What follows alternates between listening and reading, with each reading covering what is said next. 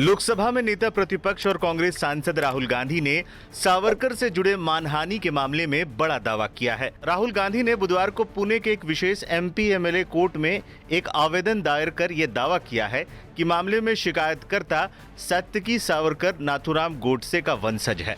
इतना ही नहीं, राहुल गांधी ने यह भी आरोप लगा दिया कि शिकायत करने वाले शख्स ने जानबूझकर अपने वंश की जानकारी छिपाई है। राहुल गांधी के आवेदन के मुताबिक सात्विकी सावरकर महात्मा गांधी के हत्यारे नाथूराम गोडसे के छोटे भाई गोपाल विनायक गोडसे का पोता है। राहुल गांधी ने कोर्ट से शिकायतकर्ता को वंश की जानकारी सार्वजनिक करने के आदेश देने की अपील भी की। कांग्रेस सांसद राहुल गांधी ने आरोप लगाया कि सात्विकी ने जानबूझकर व्यवस्थित तरीके से अपने वंश का खुलासा करने से परहेज किया। राहुल गांधी के आवेदन के मुताबिक यह तथ्य और गोडसे परिवार से शिकायतकर्ता का सीधा पारिवारिक संबंध मानहानि के मामले की दिशा तय करने के लिए प्रासंगिक है। राहुल गांधी ने आवेदन में क्या कहा?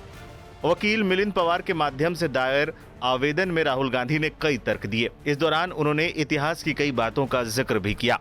शिकायतकर्ता सात्विकी सावरकर की मां हिमानी सावरकर न सिर्फ गोपाल गोडसे की बेटी बल्कि नाथूराम गोडसे की भतीजी थी, बल्कि अभिनव भारत और अखिल भारतीय हिंदू महासभा जैसे हिंदुत्व संगठनों से जुड़ी थी। गोडसे और सावरकर हिंदू राष्ट्र के कट्टर समर्थक थे और भारत में मुसलमानों और ईसाइयों को गलत मानते थे और उन्होंने विभाजन के दौरान महात्मा गांधी की हत्या की साजिश रची थी। सावरकर दो राष्ट्रों के सिद्धांत के एक प्रमुख समर्थक थे। उन्होंने कहा था कि हिंदू और मुसलमान अलग राष्ट्र थे, जिसे बाद में मुस्लिम लीग के नेता मोहम्मद अली जिन्ना ने समर्थन दिया था। सावरकर जेल में रहने के बाद से ही मुस्लिम विरोधी लेखन के लिए जाने जाते थे। सावरकर ने हिंदू राष्ट्र के मुस्लिम विरोधी स्वरूप को बढ़ावा दिया और भारतीय पुलिस और सेना में मुसलमानों को संभावित गद्दार के रूप में देखा। उन्होंने इस बात की वकालत की थी कि सेना, पुलिस और सार्वजनिक सेवा में मुसलमानों की संख्या कम होनी चाहिए। 1963 में लिखी पुस्तक six glorious epochs of Indian history में सावरकर ने कहा है कि मुसलमान और ईसाई हिंदू धर्म को खत्म करना चाहते हैं। उन्होंने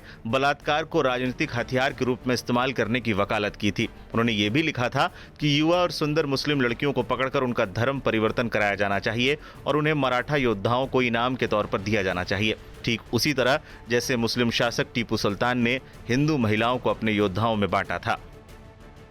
कोर्ट ने शिकायतकर्ता को दिया 12 जून तक का समय। इस बीच राहुल गांधी ने शिकायतकर्ता सात्विकी पर झूठी गवाही, मानहानि और न्यायालय की अवमानना का आरोप लगाते हुए एक और आवेदन दायर किया है। राहुल गांधी के मुताबिक सावरकर ने 9 मई को गलत और भ्रामक आवेदन दायर किया, जिसमें दावा किया गया था कि गांधी ने जमानत शर्तों का उल्लंघन किया है। न्यायालय ने दोनों आवेदनों पर सात्विकी से जवाब मांगा है। कोर्ट ने सात्विकी को आरोपों का जवाब देने का समय दिया है और मामले की अगली सुनवाई 12 जून तक के लिए टाल दी है। वीर सावरकर पर क्या बोले थे राहुल गांधी? बता दें कि शिकायतकर्ता सात्विकी ने राहुल गांधी पर लंदन में मार्च 2023 में दिए गए एक भाषण के दौरान स्वतंत्रता सेनानी विनायक दामोदर के खिलाफ अपमानजनक टिप्पणी करने का आरोप लगाया था। सात्विकी के मुताबिक राहुल गांधी ने कथित तौर पर सावरकर से जुड़े एक घटना में उनके लिखे लेख का हवाला देते हुए कहा था कि सावरकर ने एक मुस्लिम व्यक्ति पर हमले को सुखद बताया था। सात्विकी ने राहुल गांधी के खिलाफ मुकदमा दर्ज कराते हुए दावा किया था कि सावरकर के लेखन में इस तरह की किसी भी घटना का जिक्र नहीं था।